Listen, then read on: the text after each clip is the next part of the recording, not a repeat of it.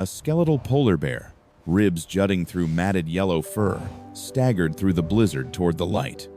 Her breath came in ragged clouds. Behind her, a tiny shape lay crumpled in the snow, motionless. She reached the door and slammed her massive paw against it. Once, twice. The sound echoed through the timber walls like thunder. Then she threw her head back and roared, a sound so raw and desperate it cut through the screaming wind. Inside, Daniel Hayes dropped his fork. The plate of Christmas Eve dinner clattered against the table. That wasn't wind. That wasn't anything he'd heard in his 15 years living in the Alaskan wilderness. He grabbed the kitchen knife from the counter, his knuckles white around the handle. His other hand found the flashlight. The fire crackled behind him, but the warmth felt miles away. He moved toward the door, each step deliberate, his pulse hammering in his throat. Instead of opening the door, Daniel reached for the switch beside it. The exterior floodlight blazed to life, flooding the porch in harsh white light. What he saw made his grip on the knife falter. A polar bear stood less than 6 feet away, her body trembling, her fur hanging in clumps. But it was what lay behind her that stopped his heart. A cub, small, white, and completely still in the snow. The mother bear turned her head toward the light, squinting against the brightness. Then she did something that defied everything Daniel knew about wild animals. She walked backward, never taking her eyes off the window, and reached down to the cub. She scooped the tiny body into her mouth, holding it with impossible gentleness, and carried it forward. She placed it directly in front of the door, under the full glare of the floodlight. Then she stepped back and sat down in the snow, her golden eyes fixed on the window where Daniel stood frozen. Daniel's hand moved to the door handle, his fingers wrapped around the cold metal. He glanced at the hunting rifle propped against the wall near the fireplace, then back at the bear sitting in the snow, her massive body shaking with exhaustion. He left the rifle where it stood. His hand dropped from the door handle. The bear wasn't circling. She wasn't pawing at the door. She was waiting. She had brought her dying baby to his doorstep, and now she was waiting for him to make a choice. Daniel's eyes swept across the cabin, his mind working through options at lightning speed. The garage. The attached garage had a heater, concrete floors, and insulation. It was the only space that could work. He moved to the control panel on the wall and hit the button. The garage door motor hummed to life, the sound cutting through the storm. The steel shutter began to rise with a grinding whine. The bear's head snapped toward the sound. Her ears flicked forward.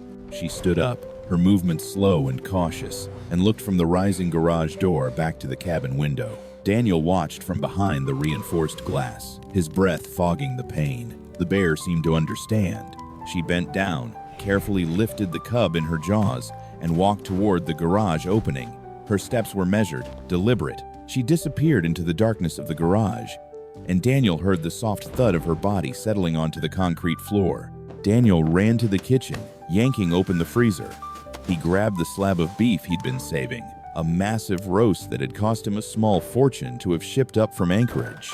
He carried it to the door leading into the garage, kicked it open, and hurled the meat inside. It landed with a wet slap on the concrete, sliding a few feet before coming to rest. The bear's head lifted. She looked at the meat, then at Daniel standing in the doorway. She didn't move toward the food. Instead, she reached out with one massive paw and pushed the meat toward the cub lying beside her. The cub didn't stir. The mother bear nudged the tiny body with her nose, trying to coax some response. Nothing. She looked up at Daniel, and in that moment, everything became clear. The meat wasn't what she needed. Her baby was dying. It needed heat. It needed help that only he could provide. Daniel watched as the bear pushed the slab of beef away with her paw, shoving it to the side of the garage. She then used her head to gently move the cub's body closer to the doorway where Daniel stood, closer to the warmth spilling from inside the cabin. Daniel turned and scrambled through the cabin, tearing open the linen closet. Blankets tumbled onto the floor. He grabbed the heaviest wool one he could find, then ran to the refrigerator. The bottle of goat milk sat on the middle shelf, left over from when he'd tried making cheese last month. He grabbed it and shoved it into the microwave, heating it for 30 seconds. His hands shook as he pulled it out, testing the temperature against his wrist. Warm, not hot. Good enough. He stood at the garage door, blanket in one hand, bottle in the other. His chest rose and fell with sharp, rapid breaths. The condensation from his breath hung in the cold air. He stepped through the doorway. The mother bear's head snapped up. Her nostrils flared wide. Every muscle in her enormous body tensed. Her lips pulled back slightly, revealing the edge of a massive canine tooth. Daniel froze mid-step. His heart slammed against his ribs so hard he thought they might crack. The bear let out a low rumble, deep in her chest. Daniel's hands tightened on the blanket and bottle. He didn't move forward. He didn't move back. He just stood there, locked in place by the weight of those golden eyes boring into him. Then the bear's gaze shifted. She looked down at the cub lying motionless at her feet, then back up at Daniel. The rumble stopped. Slowly, deliberately, she lowered her head to the concrete floor and closed her eyes. Daniel's knees nearly gave out. He forced himself to move, one small step at a time.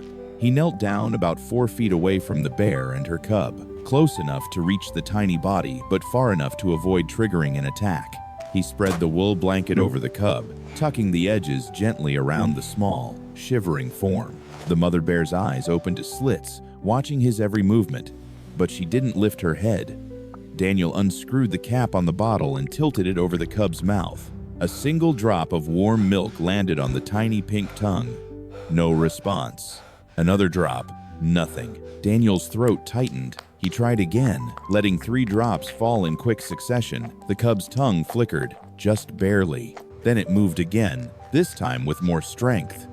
A weak swallow. Daniel's hands shook as he continued dripping the milk, each small movement of the cub's throat a miracle in itself. The mother bear shifted her weight and reached out one massive paw.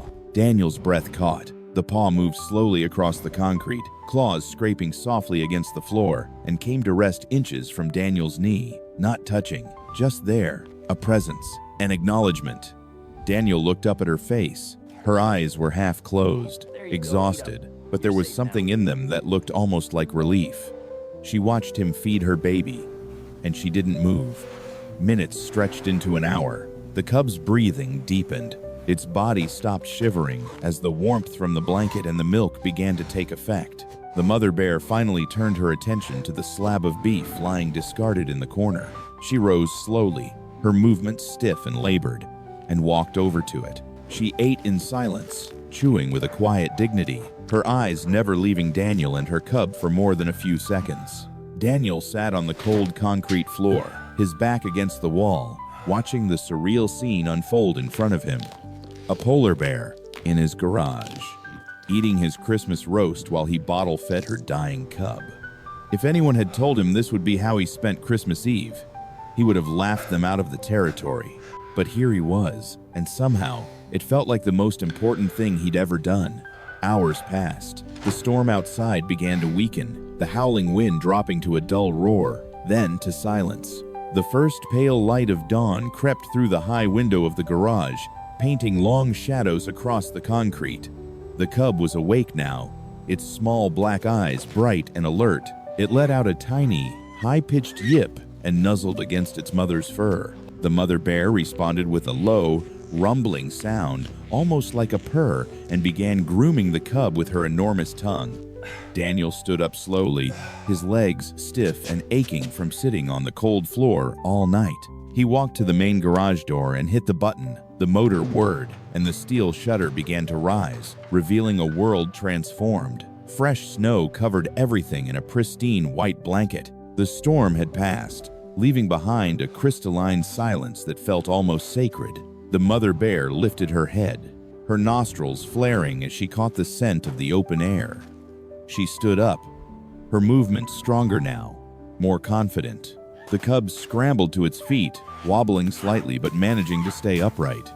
It shook itself, sending tiny flurries of snow scattering from its fur. The mother bear nudged it gently with her nose, guiding it toward the open door. They walked together to the threshold, the massive bear moving slowly to match the cub's unsteady steps. At the edge of the garage, the mother bear stopped. She turned her head back toward Daniel, who stood near the interior door, his arms crossed over his chest against the cold. For a long moment, they looked at each other. Then the bear did something Daniel would carry with him for the rest of his life. She took 2 steps back toward him, lowered her massive head, and pressed her cold, wet nose against his gloved hand. The touch was gentle, deliberate. Then she pulled back, turned, and walked out into the snow with her cub trotting beside her. Daniel stood in the doorway, watching as the 2 figures grew smaller and smaller against the vast white landscape. They moved steadily toward the tree line, the mother's dark shape and the cub's tiny form leaving a trail of tracks in the fresh snow. When they reached the edge of the forest, the mother bear stopped one last time. She looked back toward the cabin, her silhouette framed against the pale morning sky. Then she turned and disappeared into the trees, her cub vanishing with her. Daniel walked out onto the porch, the cold air biting at his exposed skin. He looked down at the snow where the bear had waited the night before.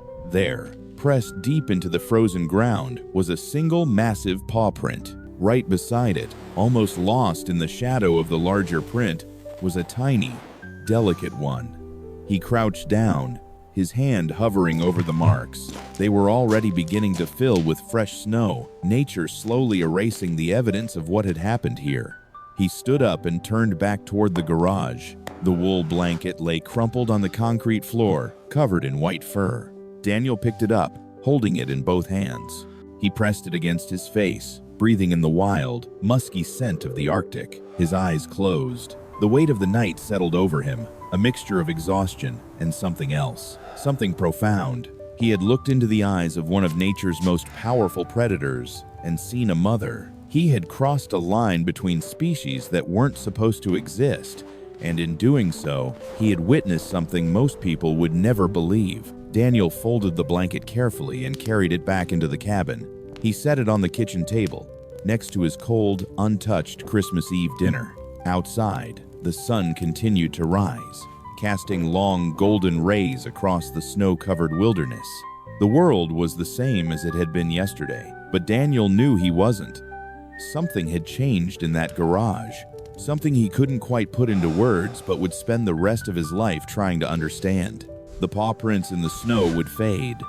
The storm would be forgotten. But the memory of a mother bear choosing trust over instinct, choosing hope over despair, would remain. It was a gift, not the kind wrapped in paper and ribbon, but the kind that changes you from the inside out. The kind that reminds you that compassion isn't just a human trait, it's universal. It's the language spoken by every creature fighting to survive in this harsh, beautiful world.